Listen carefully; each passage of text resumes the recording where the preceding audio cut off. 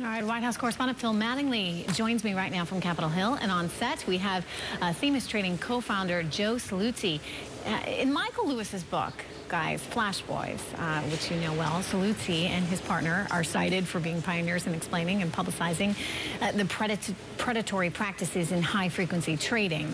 So, Joe, let me just ask you, what do you think the best way is for Washington to bring transparency and regulation to markets that are considered quite opaque, quite dark? Right, and I think what CME Chairman Duffy just noted was that there's a difference between futures market and equities market, right? The equities market is a fragmented, complex web of 12 stock exchanges, and numerous dark pools out there, all kind of connected with this glue of conflicted interest and payment for order flow and all sorts of stuff that was never imagined by the regulators years ago when they invented this system. So he makes a point that his market is different. It's a silo, and it's easier to look at it. However, one thing to remember about high-frequency trading is it's not just a unique product. It's not a product-driven strategy. It goes across assets. In other words, if you're a high-frequency trader, let's say you're a large one, you're trading futures, options, stocks, currencies, bonds, and you're doing it all together. So you can't just say, oh, it's not us, it's them. It's all together. Now, he is absolutely correct in that the equities market is a lot more complex. And not, so you don't need to be. What do we need to be doing? You need to focus on simplicity. Bring it back. Think about what we need to do. If you're a buyer and I'm a seller. Is that regulation or is that not?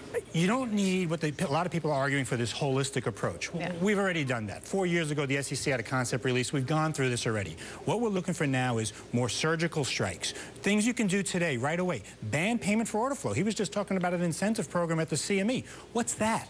Who's getting paid to see what? Payment for order flow distorts price discovery, it distorts volume, it distorts lots of things. Get rid of that, too. Look at your data feeds. There's all sorts of stuff going through the data feeds that needs to be addressed, and more disclosure is really what's needed, especially in the dark and through the smart order routers. Certainly, more disclosure, the better. You know, Phil, it's kind of interesting to see that the Senate Agriculture Committee is tackling this issue before the banking panels on Capitol Hill. I mean, why is it that the Agricultural Committee is looking at this first?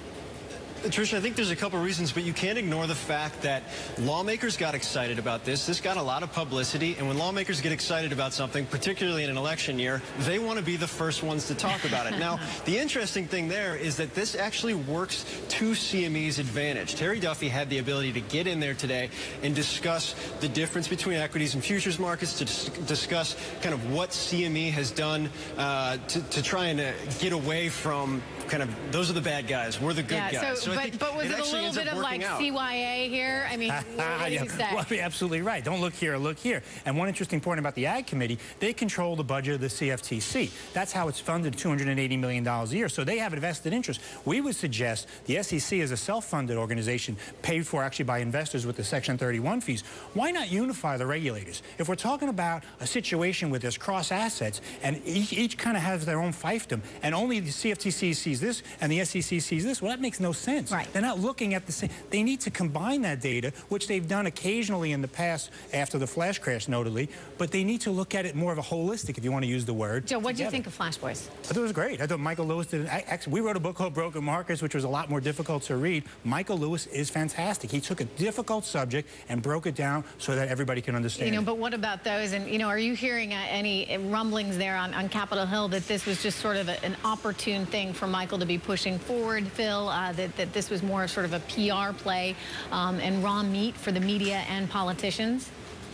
A little bit of that. I think what's interesting, Trish, is this, as Joe just said, it's a very complex issue. So I think lawmakers see kind of the bright, shiny object and then realize that they need to dig into this. They need on the staff level to dig into this. So you've seen people that represent the high-frequency trading firms come in and do a major information push, trying to teach and give their perspective on things. But yeah, I think if you see this move anywhere in Congress from a legislative perspective, and right now it's important to note that there isn't anything on that front, you will see, I think, lawmakers split down lines and take one side or the other. This is not going to be where everybody jumps on Michael Lewis's side by any means. Yeah, but, you know, bottom line, I think the real concern here, I mean, for everyday Americans, Joe and Phil, is that when people feel as though the system is rigged against them, it makes them more reluctant to believe in the overall system. Right, and rigged was a very difficult word to use. When Michael used it, he wasn't talking about you can't make money in the stock market. That's not what he's saying. He's saying this complexity that's been built for the inside insider interest doesn't need to be there. And we can fix that. It's not that difficult. Make it more simple, more transparent, Make it more simple. And more market-driven, ultimately. Absolutely. Thank you very much. White House correspondent, terrific interview there, Phil Mattingly, and also Themis